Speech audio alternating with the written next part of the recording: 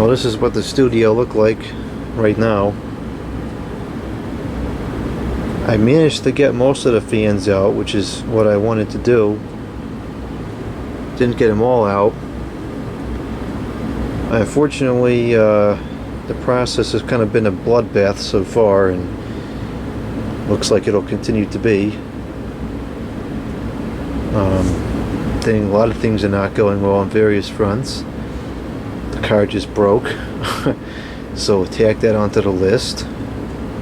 And you know, just typical daily operation of life. That's kind of the summary of it. So, but you know, it's no big deal. When it's all said and done, it'll be good, and we'll get the car fixed and get things moved, and you know, whatever. I don't get upset about stuff like that.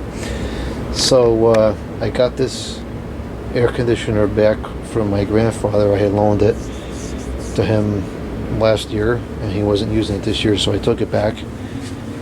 And I got some boxes from work. Got a bunch of boxes here, so that's good. A couple different sizes. Some of these are nice sturdy boxes, so that's good. Got that. I gotta take these cylinder fans apart. This thing, I want to do something with this to set up like a continuous drain, because I have a sump pump at the house. So if I can put some kind of a bucket under here and then just attach a hose to it and let it do a kind of a continual drain thing out, that would be ideal. Because I have the bucket for it, but it's kind of breaking, and these pressure switches are not 100%, so I'd rather not rely on that. So I think for now I have a cheap modern piece of junk dehumidifier at work, which I bought to use in the office because my previous office did not have air conditioning, so I used it there. I think I'll take that one and put it in the house. Of course, only use it when I'm there because it's the fire hazard waiting to happen. But I'll use that until I can get the other one figured out. And then I have this air conditioner. I have another air conditioner which I got, a newer one. It's an Amana unit, and I'll get some video on that. But that one was very difficult to find because I wanted to buy a second newer air conditioner so I can have these two newer air conditioners for the rest of this year, and then next year I'll put in vintage units and whatnot. But just for this year I wanted to just have this stuff. And the problem with this one is that the register, you know, if this isn't here, the register, like, it's not tilted upwards, and so it almost blows like down and just recirculates back into the evaporator. And then because the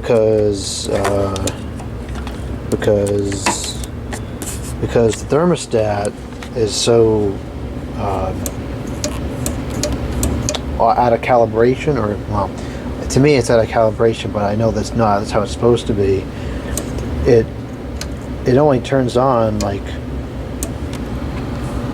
right there, like it's just as far as it goes, and that's like, it's 65 degrees, so this is like maybe 75 and this is 80. It gets ridiculous.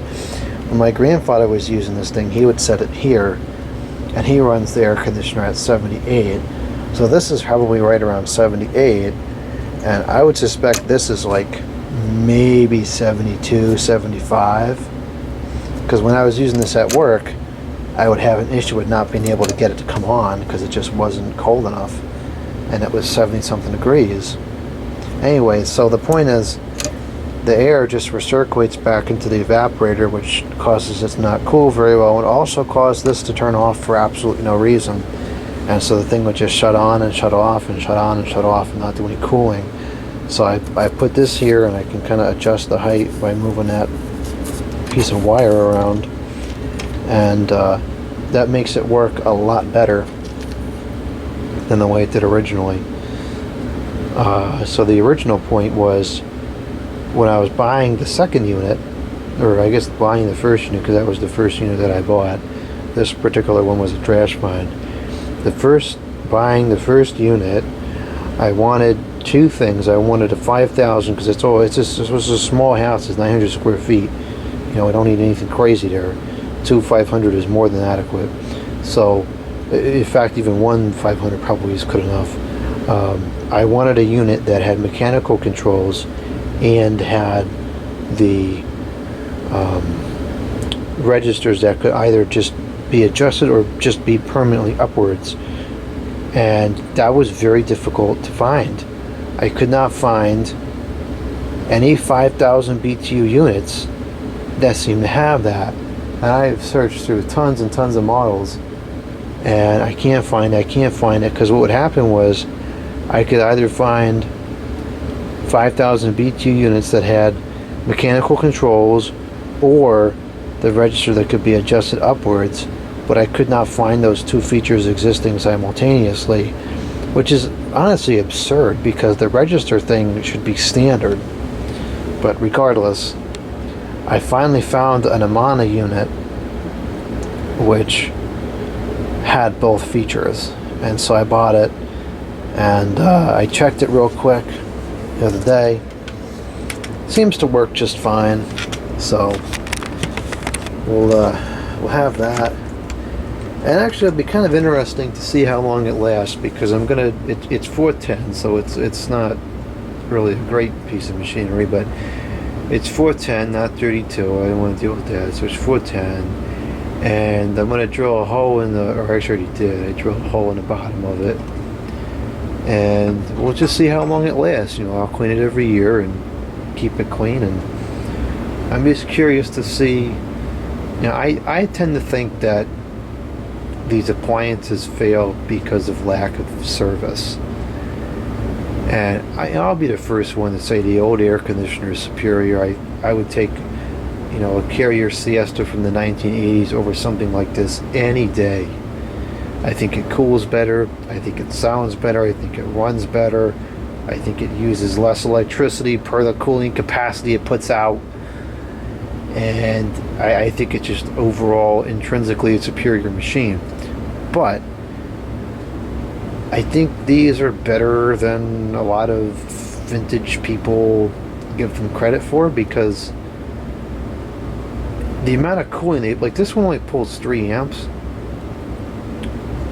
The amount of cooling it outputs for 3 amps is not bad. And I tend to think that it fails because people don't put the hole in the back, and so the water builds up and the dirt builds up and it just sits and rots. So we'll see how long one of these lasts, if it's kept in good condition. And I won't be surprised if it runs for a decade or so, because I think in a lot of cases it's user error.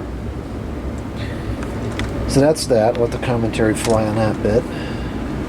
Got this all cleaned up. This is ready to go. Probably put this on the front porch. I had bought a few of these a couple years ago. They were, I want to say $16, something like that. I'll have to go look up the Amazon record. I remember thinking at the time, this is before all the prices went crazy. I remember even then thinking, what am I missing? This is dirt cheap. Something's not right here. And I wish I had bought like 20 of them at that price, because now these are almost impossible to find. They're all LED. Ooh, LED. They're all stinking LED now. I hate LED. It stinks. I don't want it in my house. I don't want it outside my house. I don't want nothing to do with it. And it's impossible to find ones that are not LED. So what I've been doing is I'm looking on stupid eBay, which I also don't like, and I'm able to find them on occasion for like $30 or $40. I only need maybe 3 of them. I want to have one on the back, one on the front, and then maybe 2 in the front. I could think of 2 places in the front I want to have one. So I want to get 3. I got this one here, which is ready to go. I got one more on order. I paid $35 for it. So I just need to find one more. And then the other issue is the oh, there's two other issues. The I don't know how you call them, but the ones that I put on the trees outside, the 70 watts units, the floodlights, those were, I don't know, maybe 45, 50 beans when I bought them originally. Not cheap, you know, not cheap by any means. Now they're like 112. Ridiculous. Not having good luck finding those. And those I wanted like 5 of them because I wanted to put one in the front of the house on one of the trees. I want to put one on the side of the house. I want to put one over the garage. I want to put one on the side on the fence. I want the yard lit up for safely, you know. And it looks nice outside at night too. So I'm having a hard time finding those. You can kind of find some cheap, like I've been finding these, the wall packs, but getting far and few between. And I got stock up on bulbs because bulbs are going to get banned, I'm pretty sure, at the end of the year. So we got to stock up on the bulbs. Those aren't too expensive yet. And I have a feeling that that's such a widely used product still that that may be in. You may be able to get those for a while. Not sure though. And then the Lithonia lighting fluorescent wall packs. I wanted to have one of those on the front door too, you know, so I could switch back and forth. Like, I don't need this on all the time.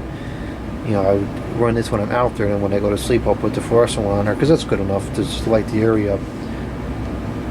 And I wanted to put those all along the fence. I wanted like 25 of them to put on the fence. Just so the whole backyard would have a border of lights. They're out of stock. Can't get them. So it's just like the timing isn't good here because, you know, a year ago you could find all these products, and now between the shortages, the lead times, and the discontinuance, or the ban rather, of these products, it's becoming very difficult to find, you know, so-called legacy fixtures. And it's going to be even harder to get parts for them as they start to break down 10 or 15 years from now. So it's just kind of a nuisance. Anyways, so that's that. We're counting down the last number of videos that are going to be filmed here. Probably, well, this closing is in a couple days. By the time you're seeing this video, we'll already be closed. But yeah, so we're almost done here. Yeah, I got nothing else to say about it. Over.